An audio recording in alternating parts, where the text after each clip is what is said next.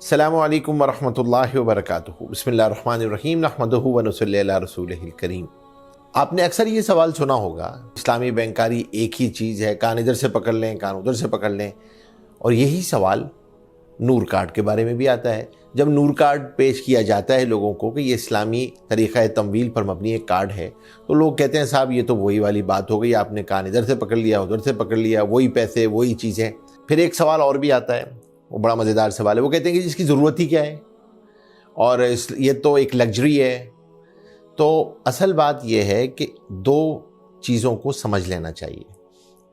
ایک تو یہ کہ دین کا مزاج، شریعت کا مزاج پروسیس اورینٹڈ ہے، رزلٹ اورینٹڈ نہیں ہے۔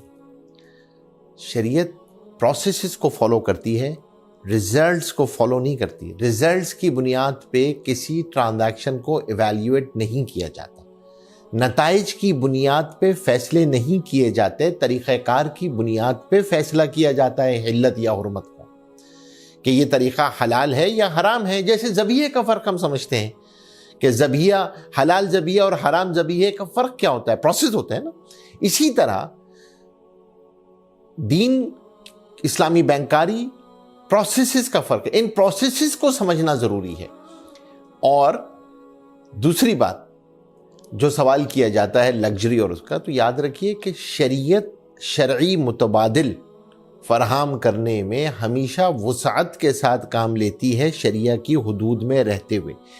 قیامت تک کے لیے یہ دین ہے، اور 24 گھنٹے کی زندگی کا نام دین ہے، تو معاشی ضروریات کا تحقق دین بخوبی کرتا ہے، اور ان معاشی ضروریات کو، انسانی معاشی ضروریات کو حلال طریقے سے پورا کرنے کے طریقے بھی فراہم کرتا ہے۔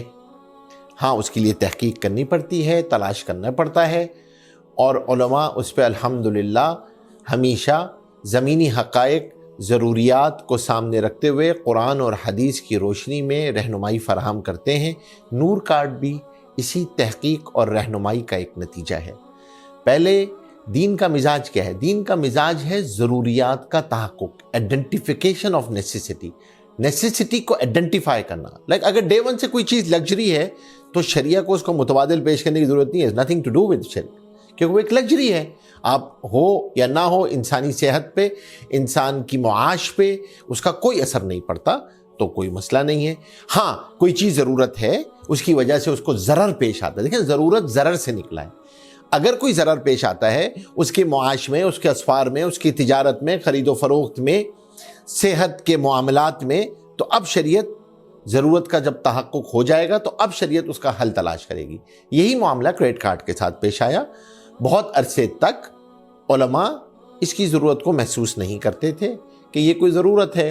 پھر ایک عرصے کے بعد، گزشتہ سالوں کے درمیان، جب دنیا میں تجارتی اسفار بڑھ گئے اور دنیا میں کریڈٹ کارڈ کی مانگ بڑھ گئی، بلکہ کریڈٹ کارڈ ہی قبول کیا جانے لگا اور لوگ ڈیبٹ کارڈ وصول نہیں کرتے تھے، تو پھر کریڈٹ کارڈ کے اوپر کام کیا گیا اور اس پہ مختلف اسٹرکچرز سامنے آئے۔ شروع میں علماء کو کچھ اعتراضات بھی تھے، لیکن پھر الحمدللہ کافی تگ و دو اور تحقیق کے بعد یہ طریقہ کار سامنے آیا، اور اس کے لیے باقاعدہ اس کی تحقیق کی گئی، اجازت لی گئی، علماء اکرام نے سالوں اس پہ محنت کی، اور اب ایک اسٹرکچر خرید و فروخت کا سامنے آ گیا کہ ہم بجائے اس کے کہ قرض دیں اس صارف کو جس کو ضرورت ہے پیسے کی، اس کو کوئی سامان بیچ دیا جائے، اور وہ سامان کسی تھرڈ پارٹی کو بیچ کے، مارکیٹ میں بیچ کے اپنے پیسے حاصل کرے، اور بینک ان پیسوں کو مضاربہ اکاؤنٹ میں مینٹین کرے، اور جب اس کو بوقت ضرورت ہو وہ اس کو حاصل کر لے۔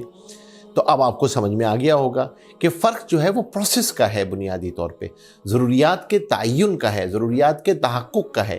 اگر اور ضرورت ہے تو شریعت اس کا حل فراہم کرے گی آپ کو۔ قیامت تک کا دین ہے یہ، اس کے اندر یہ وسعت بھی ہے، اور انسانی ضروریات کا تحقق بھی کرتی ہے، اس کا تعین بھی کرتی ہے، اور اس کے لیے قیامت تک کے لیے اللہ تبارک و تعالی نے دین کو اتنا وسیع بنایا ہے کہ وہ قیامت تک آنے والی انسانی ضروریات کے لیے عقل انسانی کی رہنمائی اور وحی کی روشنی میں ان ضروریات کا حل فراہم کرے گا۔ یہ دین نور کارڈ اسی کاوشوں کا ایک نتیجہ ہے جو آپ کی ضروریات کسی موقع پہ اگر آپ کو ضرورت پڑ جائے اور آپ کو قرض لینے کی ضرورت پڑ جائے تو سودی قرض کے بجائے نور کارڈ کے ذریعے آپ اپنی ان ضروریات کا حل شریعت کی روشنی میں پورا کر سکتے ہیں۔ جزاکم اللہ احسن الجزا۔ فیصل اسلامی، بڑھو یقین کے ساتھ۔